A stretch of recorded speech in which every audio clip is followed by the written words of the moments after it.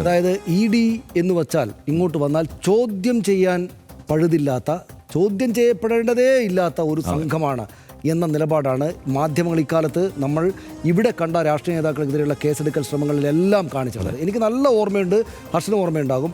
പ്രത്യേകിച്ച് ഞാനിപ്പോൾ ഓർക്കുന്ന KT ജലീലിനെതിരായിട്ടുള്ള നിലപാട്. KT ജലീലിനെ ഇവർ കുരുക്ക് മുറുക്കുക എന്ന് വെച്ചാൽ EDക്കൊപ്പം നിന്നിട്ട് ഈ എന്തോ വലിയ സംഭവങ്ങൾ ഒറ്റ തവണയെ ചോദ്യം ചെയ്തുള്ളൂ. ഈ ജലീലിനെ ഒരു തവണ ചോദ്യം ചെയ്ത് കൊണ്ടുപോയി വീണ്ടും ചോദ്യം ചെയ്യുമെന്ന് പല മാധ്യമങ്ങളും ബ്രേക്ക് ചെയ്ത് എനിക്ക് ഓർമ്മയുണ്ട്. പക്ഷേ ആ ഒറ്റ ചോദ്യം ചെയ്യലിൽ ഒന്നും ചെയ്യാനില്ല എന്നിവർക്ക് മനസ്സിലായി പിരിച്ചുവിട്ടു. എന്ന് വെച്ചാൽ ഇങ്ങനെ രൂക്ഷമായിട്ട് രാഷ്ട്രീയ നേതാക്കൾക്കെതിരെ പോകുമ്പോൾ എന്തെങ്കിലും ഒരു സംശയം, അല്ലെങ്കിൽ EDക്കെതിരെയല്ല, അല്ലെങ്കിൽ ഈ കേസിൽ എന്തെങ്കിലും ഒരു സംശയത്തിൻ്റെ പഴുത് കൊടുക്കാതെ ED ഞങ്ങളുടെ ഏകോദര സഹോദരനാണ്, ഏതോ ഒരു സിനിമയിൽ നസീറും ജയനും ഒക്കെ ഒന്നിച്ച് സഹോദരങ്ങളായിട്ട് നിൽക്കില്ല, അതുപോലെ നിൽക്കുന്ന ആളുകളായിട്ടാണ് ചില ആളുകളെങ്കിലും പെരുമാറിയത് എന്ന പ്രശ്നം 30 ദിവസം 1-ാം പേജ് ജലീലിനെതിരെ മാറ്റിവെച്ചു. അപ്പോൾ അത് ഇങ്ങനെ ഉപാധികളില്ലാത്ത പിന്തുണ കൊടുത്തുകൊണ്ടാണ്. ഞാൻ വിചാരിക്കാറുണ്ട് ED എന്ന് വെച്ചാൽ പണ്ട് സേതുരാമയ്യർ CBI എന്ന് പറഞ്ഞ പോലെ പല സേതുരാമയ്യർ ED എന്നോ പല രാമനാഥയ്യർ ED എന്നോ വെച്ചോ പറഞ്ഞിട്ട് ഇദ്ദേഹത്തെ ഏറ്റവും വലിയ സൂപ്പർ താരമായിട്ടൊരു ED ഉദ്യോഗസ്ഥനെ അവതരിപ്പിച്ചുകൊണ്ട് സിനിമ പോലും കേരളത്തിൽ വരാമെന്നുള്ളതാണ്. ഇപ്പോൾ അതിൻ്റെ കോമഡി എന്താണെന്ന് വെച്ചാൽ